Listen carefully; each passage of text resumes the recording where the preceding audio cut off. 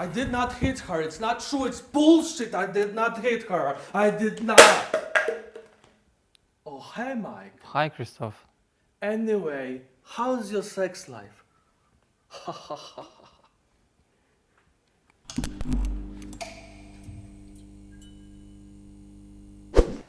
Witajcie moi drodzy, witam Was w pierwszym odcinku Kina Nawijki, programu, w którym będziemy rozmawiać o filmach z znakomitymi gośćmi, którzy również siedzą w temacie. I jest z nami Krzysztof Petkowicz, reżyser, aktor, twórca polskiego dubbingu do The Room, czyli najgorszego filmu świata. Taki obywatel Kane wśród najgorszych filmów. Okej, a powiedz mi właściwie, w którym momencie życia widziałeś The Room? I jakie były Twoje jaka była pierwsza Twoja ocena na temat tego filmu? Okej, The Room widziałem chyba pierwszy raz 5 lat temu i zakochałem się w nim. Bo zacząłem oglądać te wszystkie filmiki na YouTubie właśnie, jakby kim jest Tommy, co tam ta aura tajemniczości, która się dookoła tego jakby kultu całego stworzyła, była dla mnie czymś naprawdę interesującym. To jeszcze było zanim oczywiście powstał The Disaster Artist. Chwila, moment. Chyba tu czegoś brakuje. W montażu zorientowaliśmy się, że właściwie nie powiedzieliśmy nic na początku, o czym jest The Room. A więc słuchajcie. Główny bohater nazywa się Johnny i jest bankierem. Jego narzeczona Lisa zdradza go z jego najlepszym przyjacielem Markiem. Wtedy życie Johnnego zostaje wywrócone do góry nogami. Natomiast wszyscy dookoła Lisy próbują jej przemówić do rozsądku, lecz ona chce zarówno wygodnego życia z Johnem, jak i romansu z Markiem. Ach, trudne sprawy? Nie. Gwarantuję wam, że na tym filmie będziecie się bawić o niebo lepiej. No to chyba już wszystko. Możemy wrócić do rozmowy. I potem sięgnąłem do książki Grega Sestero i gdzieś po prostu siedziałem w tym bardzo, bardzo mocno i bardzo długo. Niektórzy mówią, że ten film powinno się oglądać ze znajomymi pierwszy raz. Zgadzam się. Ja widziałem I sam. najlepiej po alkoholu. Ja tak nie uważam. Ja widziałem ten film sam wiele razy. Można powiedzieć, że za dużo. Gdzieś poczułem taką relację z Tomim, bo Tommy jako taki niespełniony artysta, który nie mógł się gdzieś tam zrealizować i czuł jakąś taką frustrację, gdzieś jakoś to było im bliskie. I to, że można w jakiś tak spektakularny sposób coś zawalić, a jednocześnie potem z tego coś wyjdzie tak fantastycznego, że on do tej pory sobie po tych pokazach jeździ. W jakiś sposób się utożsamiasz z nim, tak? W jakiś tam niewielki sposób tak, w sensie czuję pewną komitywę. No ja przyznam się, że nie widziałem wcześniej The Room, ale oczywiście słyszałem cały ten wielki fandom tego dzieła. No on się stał po prostu kultowym, nie? Więc każdy kinoman wie, co to jest The Room. Ja widziałem niedawno i powiem Ci, widziałem właśnie sam, nie z kimś i uważam, że chyba lepiej bym się bawił, jakbym oglądał z kimś, kto by też ze mną komentował na bieżąco te wydarzenia w filmie. A tak to oglądałem sam i tak, nie powiem, że czułem lekki cringe, jak to oglądałem, ale wiesz, po prostu ten fenomen do mnie zwyczajnie nie dotarł. I właśnie, a Ty byś logicznie potrafił wytłumaczyć, dlaczego The Room, w sensie, co sprawiło, że on jest taki popularny, że ludzie go pokochali? Może dlatego, że jak oglądałem też inne złe filmy, tam Samurai Cop, czy już teraz nie będę rzucał tytułami, ale tamte filmy były horrendalnie zrobione, a The Room mimo wszystko jest filmem. To nie jest zasługa Tomiego, to jest zasługa innych ludzi, którzy przy tym filmie pracowali, ale to jest film. Każda z tych rzeczy w filmie jest totalnie dziwaczna i aktorstwo, i scenariusz, te dialogi, wszystko jest dziwaczne, takie jak z takiego świata bizarro, wiesz. A jednak to się ogląda dobrze. Ktoś kiedyś powiedział, że ten film wygląda tak, jakby Tommy był kosmitą i ktoś mu wytłumaczył, ale nie pokazał, czym są filmy. I Tommy potem go zrealizował. To ja czytałem na zagranicznej Wikipedii, że to jest jakiś cytat z jakiejś recenzji. Chyba tak. Ale w ogóle pomysły Tomiego na ten film były odjazdowe. Na zasadzie ktoś go tam musiał stopować, bo ja tam się dowiedziałem, że na przykład Tommy, postać Johnego, grana przez właśnie Tomiego Wiseau, miała być wampirem. I on próbował przekonać ekipę filmową, jakby tu wykombinować, żeby jego Mercedes-Benz przeleciał nad San Francisco, nie? I no to po prostu hit. A ile trwała praca nad dubbingiem? Ile to wszystko trwało? W sumie wszystko, tak myślę. Tak od początku, myślę, od momentu, kiedy pojawił się pomysł, robimy. pojawił się pomysł, ale pomysł całości. Tak, tak. Dobra, pomysł całości około 4 miesięcy. Około 4 miesięcy, większość, powiedzmy 3 miesiące zajął montaż, miesiąc nagrywania, bo tam jednak to jest pełnometrażowy film, więc tych kwestii było sporo. Okay. A zrobienie jakby całego tego sound designu, później odtworzenie tego, dołączenie muzyki jakby w całym montażu, to też była no, dosyć trudna i męcząca praca, która gdzieś tam no, dawała mi po prostu najmniej satysfakcji z tego całego projektu, ale no, najfajniej na pewno wspominam nagrywanie tych kwestii. A które momenty były najgorsze podczas nagrywania? Podczas nagrywania? No jakby, które momenty były trudne do zagrania, nie? Albo i kolejne pytanie, które momenty były nie do zagrania, na zasadzie, czy mieliście taką bekę podczas tego, po prostu zwyczajnie, że już po prostu musieliście zrobić sobie chwilę przerwy, bo nie da się tego zagrać normalnie. Tak, mieliśmy kilka scen, było dosyć trudnych. Scena na dachu, ale nie ta, tylko ta druga, kiedy Chris Are tam grozi bronią Denemu i potem się inne postacie tam dołączają, to było trudne, bo rzeczywiście było dużo śmiechu. I myślę, że scena imprezy pod koniec. To też było takie, jest to śpiewanie za 100 lat. I no, to też jakby no, dużo razy musieliśmy zatrzymywać nagrywanie i jeszcze raz po prostu. Jeszcze raz. Widziałem na YouTubie, wstawiłeś filmik, gdzie doskonale podkładasz głos pod nie wiem, Al Pacino, De Niro, McKellena czy innych takich znanych aktorów. It's glorious summer. A dreadful marches to delightful measures. Scars have made up! A jak ćwiczyłeś manierę Tommy'ego Wiseau? I thoughts down to my soul. Here Clarence comes. Oh, hi Clarence. Ha, ha, ha. No właśnie, Ten to jest zabawne, charakterystyczny bo są jakby, jeśli chodzi o kwestie, nie wiem, impressions czy impersonations, nie wiem, czy w ogóle istnieje polskie, udawanie głosów jakoś nie pasuje do tego, to polskie to słowo. Tommy'ego Wiseau nigdy się, jakby nie musiałem się uczyć. To mi jakoś tak naturalnie wskoczyło i co było też jakby ciekawe, że ta Polska też, jakby ten jego polski głos też mi się jakby naturalnie wyklarował, bo potem też jakby mam też innych różnych parę takich dubbingowych też zaczętych projektów i tam często było coś takiego, że trudno było mi, nawet jak udawałem całkiem chyba nieźle tą oryginalny głos postaci, potem przeszczepienie tego na ten polski język, to już takie proste nie było.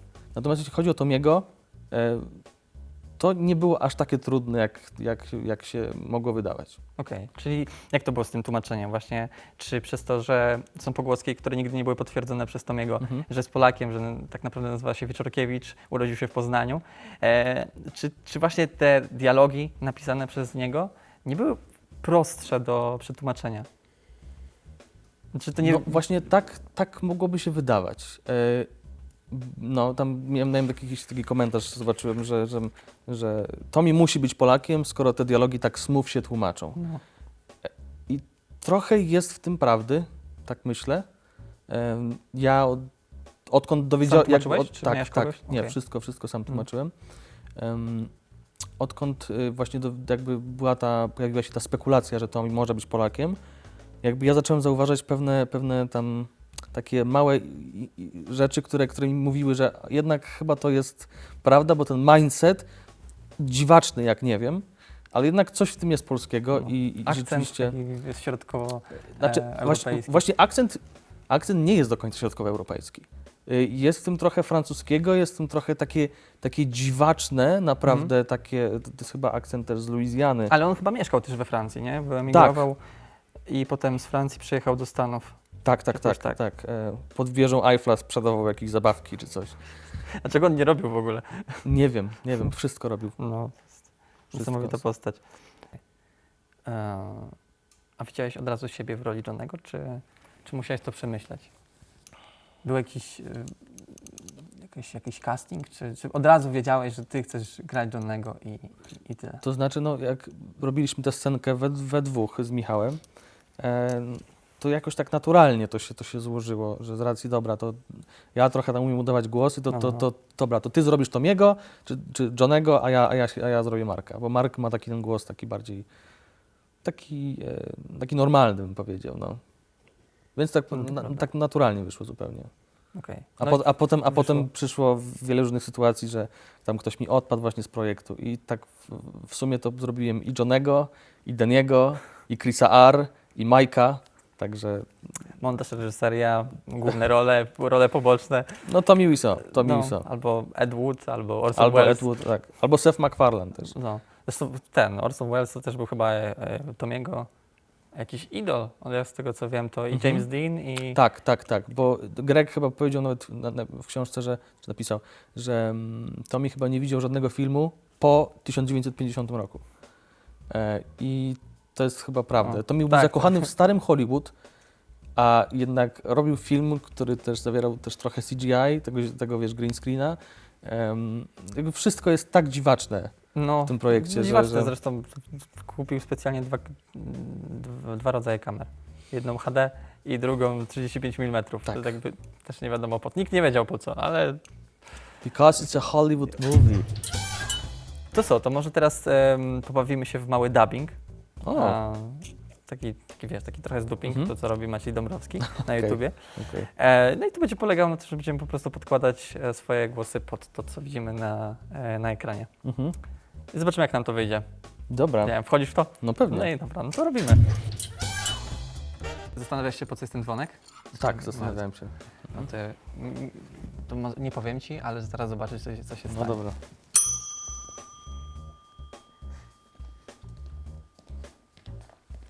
Oto nasz wodzianek, który przyniósł nam, słuchaj, tematy. Będziemy losować. Raz ty, raz ja. Potem puścimy na ekranie film, no i będziemy rozmawiać w sumie odnośnie tego tematu. Co tam wylosujemy, tak będziemy rozmawiać. Losuj. Co to jest? Jesteś w sklepie zoologicznym i widzisz, jak ktoś przed tobą bierze ostatniego chomika sycylijskiego.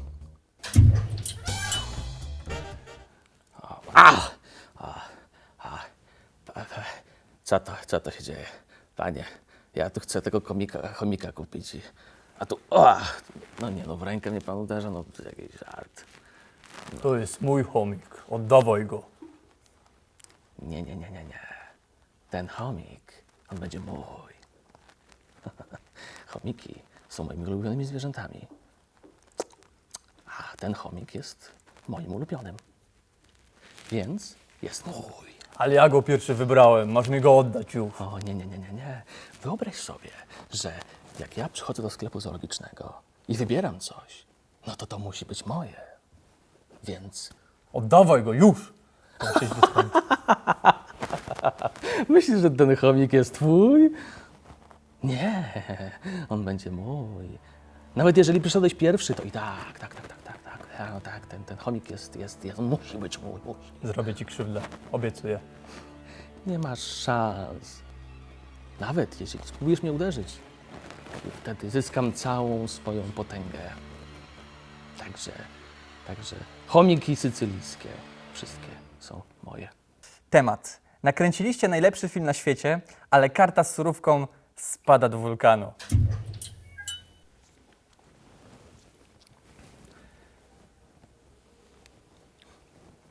Słuchaj, muszę ci coś wyznać. Nakręciliśmy bardzo dobry film, Tak, no i co nakręciliście? ale surówka Surówka. spadła do wulkanu.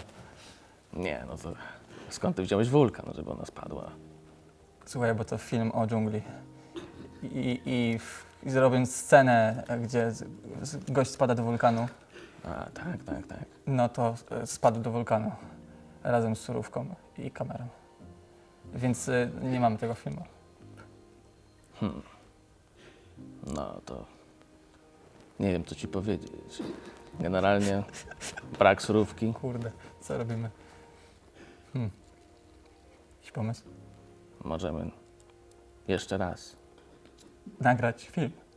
To jest super pomysł. No. Mamy dużo. A, dobra, już myślałem, że ten. Myślałem, że będzie miał więcej kwestii, nie? Chciałem rzucić, wiesz, chciałem rzucić tym tekstem get busy living and get busy dying, ale nie zdążyłem. Pewnego dnia budzisz się i orientujesz, że jesteś zamknięty z kumplem w chłodni w sklepie mięsnym. Kto to wymyślał?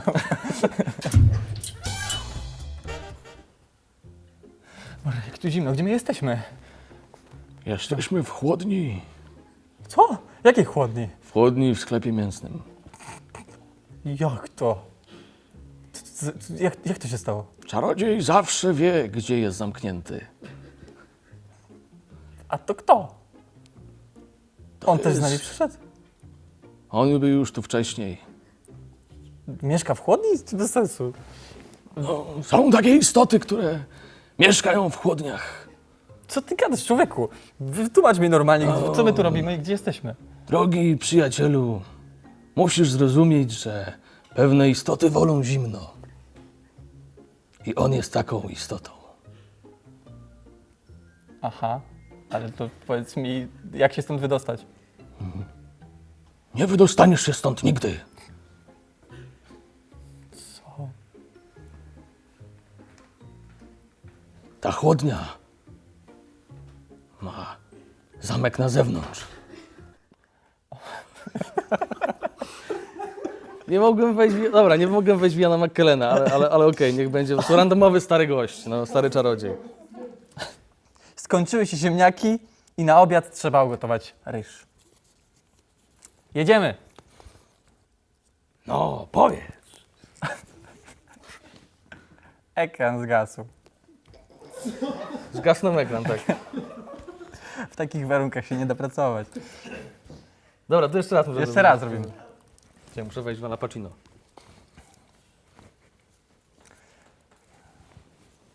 Muszę mu coś ważnego powiedzieć. Nie ma go. Kurczę, może zaraz przyjdzie. Ani tu, ani tam, ani na suficie, ani... Kurczę, bele. Poczekam tu na niego. No, wreszcie jesteś. Co mi chciałeś powiedzieć?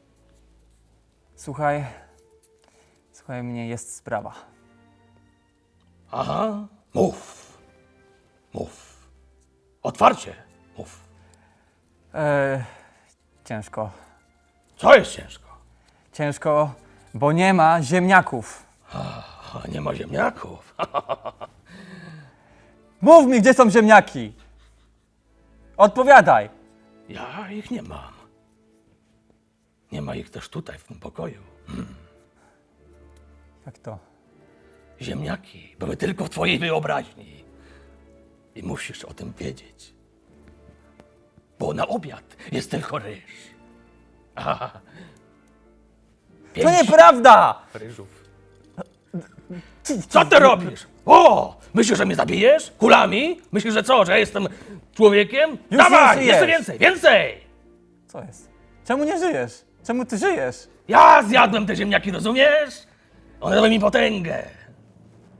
Teraz nikt mnie nie będzie w stanie zabić. Ale ja nie lubię ryżu.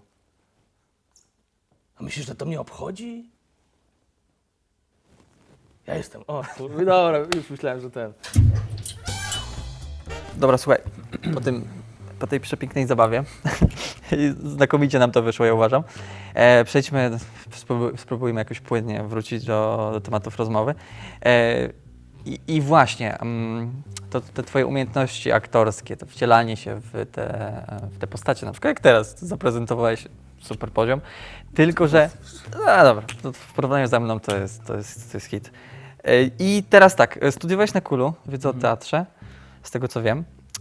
I powiedz mi tak, w którym momencie zdecydowałeś, że chcesz stanąć po stronie ocenianej, a nie oceniającej? O, dobre pytanie. Ja zawsze chciałem stać po tej stronie. W sensie Po tej, co teraz, Tak, po tej, co teraz.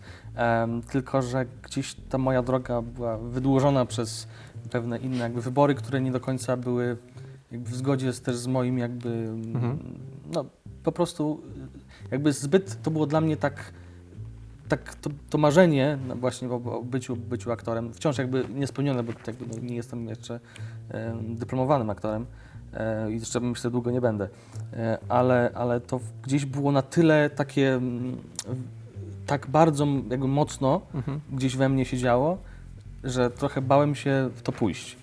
I dlatego po maturze poszedłem na Politechnikę, tam studiowałem 2 lata inżynierię biomedyczną. Później właśnie wiedza o teatrze, która już mnie zbliżyła trochę do teatru, a i w ogóle dała mi potem szansę, bo dzięki wiedzy o teatrze poznałem profesora Leszka Mądzika, w którego teatrze właściwie jestem do dzisiaj. Także na pewno jakby ja musiałem przejść tę drogę, żeby gdzieś tam być na tyle komfortowo, czuć się w ogóle z myślą o tym, że mógłbym wykonywać ten zawód, czy siedzieć po prostu w tej branży, że no, gdybym właśnie zaczął startować na przykład do Akademii Teatralnej po maturze, czy coś, to raczej by to... Znaczy przyniosłoby to podobny skutek, bo i tak wciąż jakby mi się nie udało tam dostać, ale gdzieś to by mnie po prostu tak zniechęciło, że w ogóle bym się od tego odwrócił pewnie. A powiedz mi, jak ten kierunek wiedza o teatrze, czy on pomógł Ci trochę w późniejszej pracy aktora, reżysera, właśnie reżyserując swoich aktorów albo samego siebie? Czy te studia coś Ci dały w tym kierunku, czy raczej po prostu były jakimś etapem przejściowym i już do nich nie wracasz? Nie były etapem przejściowym, były kierunkiem bardzo teoretycznym, więc takim, powiedziałbym, historyczno-krytycznym. Też właśnie tak. o to pytam, czy właśnie ta teoria coś Ci dała?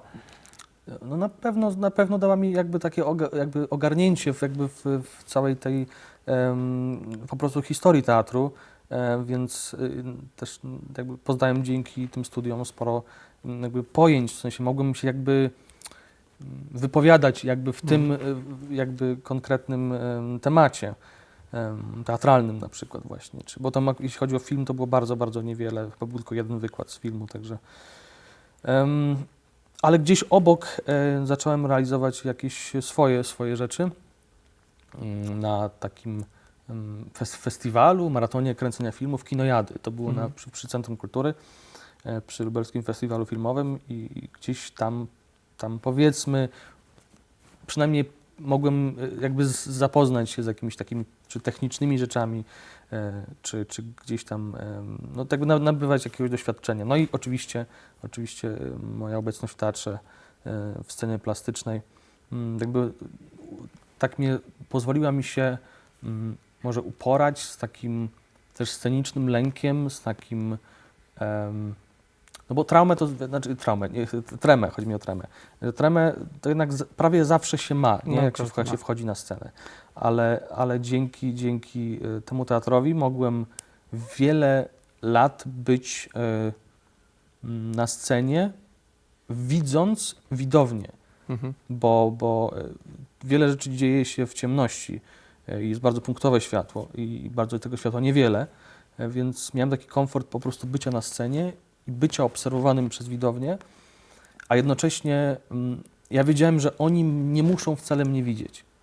Widzą pewien obraz, który reżyser malował tam światłem, ale nie widzą, nie patrzą na mnie konkretnie i to mi dało taki komfort jakby wejścia w takiego bardzo miękkiego. Jakby. Czy to był taki sposób na radzenie sobie z tym stresem całym? Tak. Że nie myślisz sobie, że kurczę, bele, wszyscy patrzą na mnie, tylko zdajesz sobie sprawę, że jesteś częścią jakiejś wielkiej układanki. Tak. Okay. I to mi dało taki właśnie komfort jakby obeznania się w ogóle z Super, tu już poprzedziłeś moje pytanie, bo miałem spytać się właśnie, jak sobie radzisz ze stresem scenicznym. Jakbyś miał poradzić właśnie komuś, kto nas ogląda, kto właśnie zaczyna swoją przygodę z teatrem i jak sobie radzić z takim właśnie stresem przed tym uściskiem na gardle, nie?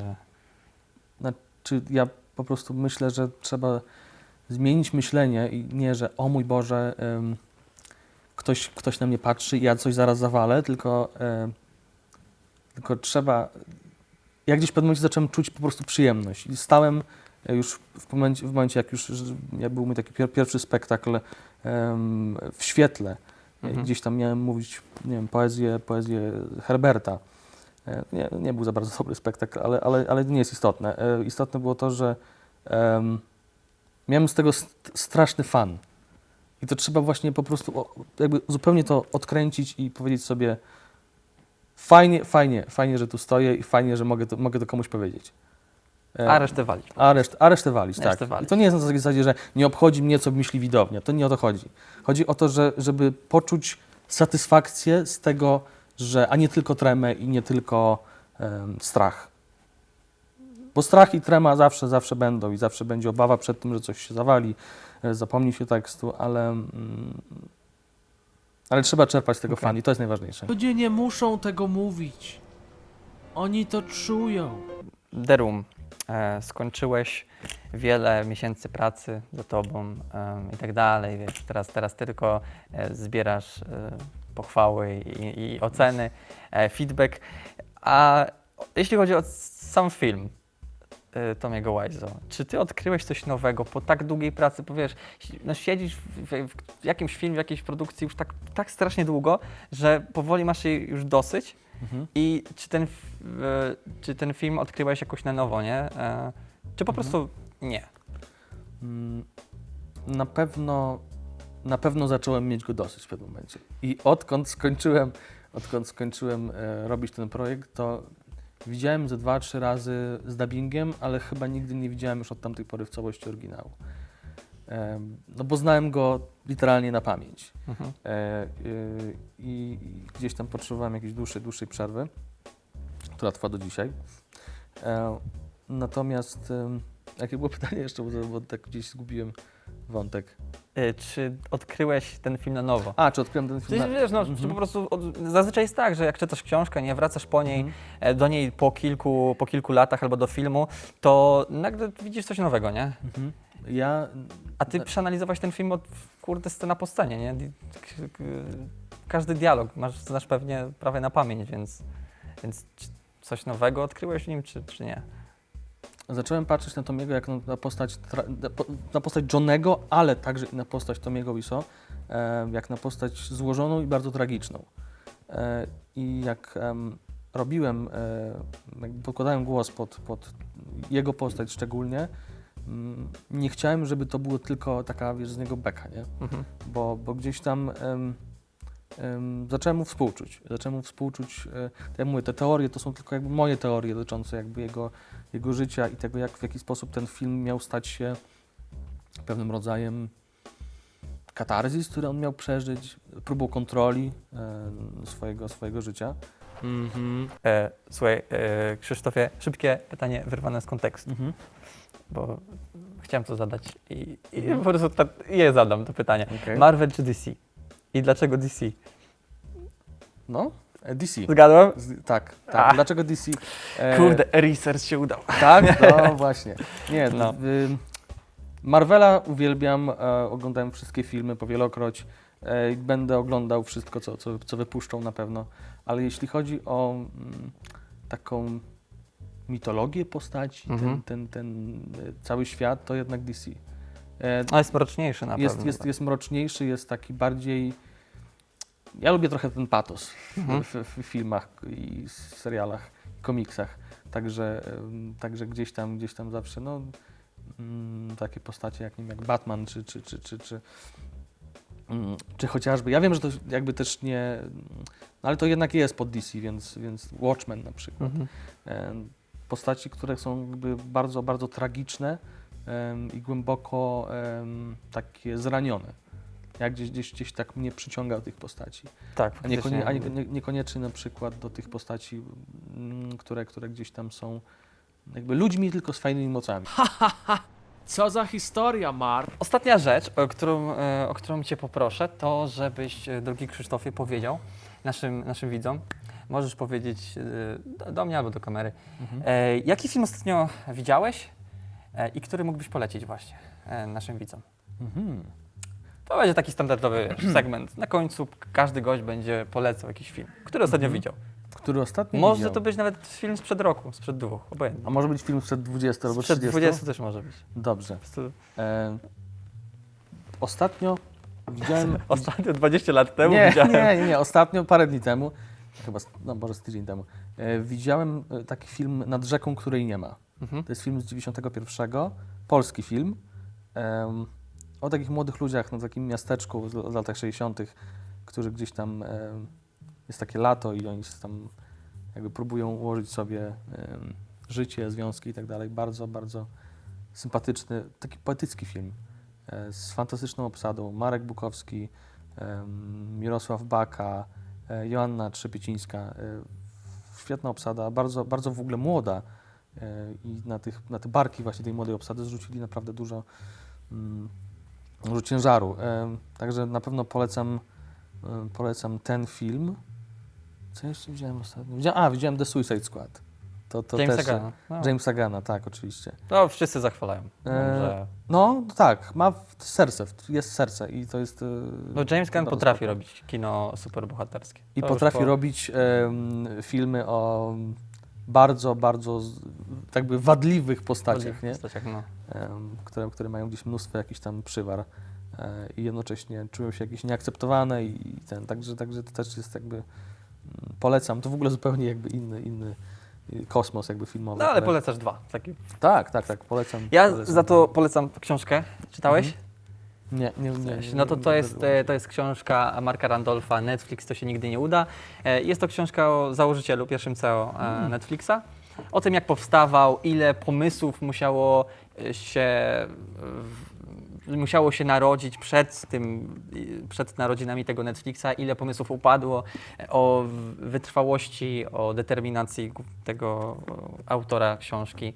On teraz już nie jest, nie pracuje w Netflixie, a zrezygnował z tego wcześniej, ale ta książka jest niezwykle inspirująca. No i co? No i to się nigdy nie uda. I myślę, że nie wiem, przeczytałem tą książkę, trochę mnie zainspirowała, że tak się wyrażę głupio, to gdyby nie ta książka, to też by się nie udało. Jakoś tak. No w każdym razie fajna książka, polecam bardzo serdecznie. No i tak już kończąc, na końcu będzie, drodzy widzowie, pan Piotr Kotowski, nasz specjalista odnośnie filmu, który opowie coś więcej o Polskiej Szkole Dubbingu. A my się żegnamy. W sumie zostawcie komentarz, łapkę w górę i subskrypcję. Dajcie znać, co sądzicie o tym pierwszym odcinku, czy jest ok i jakich gości chcecie w następnych, bo to wy też tworzycie ten program, więc bardzo zachęcam do aktywności. Krzysztof Etkowicz, ja się też z wami żegnam, Michał Częstochowski, Kino Nawika. Dziękuję ci bardzo. Ja również Krzysiu. bardzo, bardzo dziękuję. Było Dobra. super doświadczenie. Także. No, super. To tyle.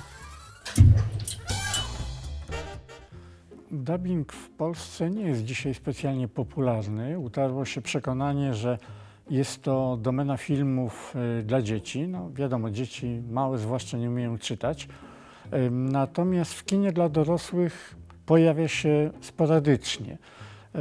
Niegdyś bywało inaczej, szczególnie telewizja w latach 60., 70., kiedy sprowadzała, no, co było dużą atrakcją dla polskich telewidzów, seriale historyczne, kostiumowe, produkowane głównie przez Anglików, obowiązkowo były zaopatowane w polską wersję dubbingową. W kinie ta przyjemność widzów dosięgała znacznie rzadziej, ale jest pamiętany przez kinomanów i ceniony przez śledzących historię dubbingu w polskim kinie film Sydneya Lumeta 12 gniewnych ludzi.